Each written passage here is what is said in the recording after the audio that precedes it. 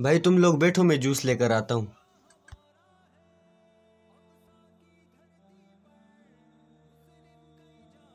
سنو نا بھائی، ایک جوس دینا۔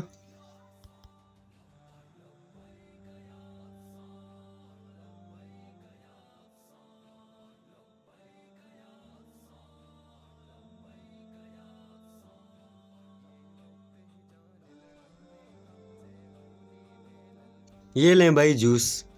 کہاں سے لیا یہ جوس؟ یہ سامنے دکان سے۔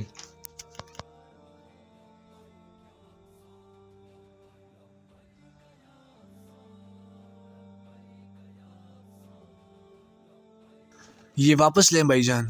کیوں بھائی، آپ کو پسند نہیں آیا تو میں آپ کو دوسرا جوس دے دیتا ہوں۔ نہیں بھائی جان، ہمیں یہ نہیں چاہیے۔ یار یہ چیز انہوں نے مجھ سے کیوں نہیں لی؟ چلو پتہ کرتا ہوں ان سے پھر۔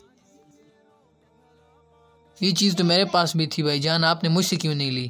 بھائی جان ہم آپ کی شاپ سے 1 روپے کی چاکلیٹ تک نہیں لیں گے۔ ارے بھائی، مجھ سے ایسی کیا غلطی ہو گئی؟ بھائی جان آپ ذرا وہاں دیکھیں۔ اسرائیل کے پروڈکٹ کے علاوہ میرے پاس اور بھی پروڈکٹ ہیں۔ وی ڈونٹ کیئر سر، اب سے آپ کی شاپ ہمارے لیے بیکارڈ ہوگی۔ مطلب؟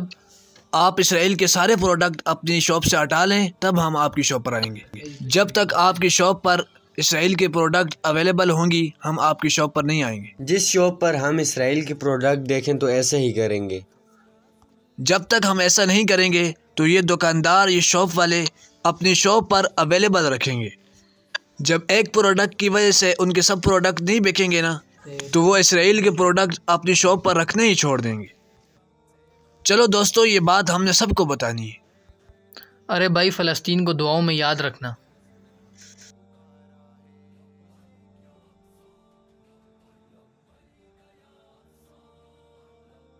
We stand with Palestine.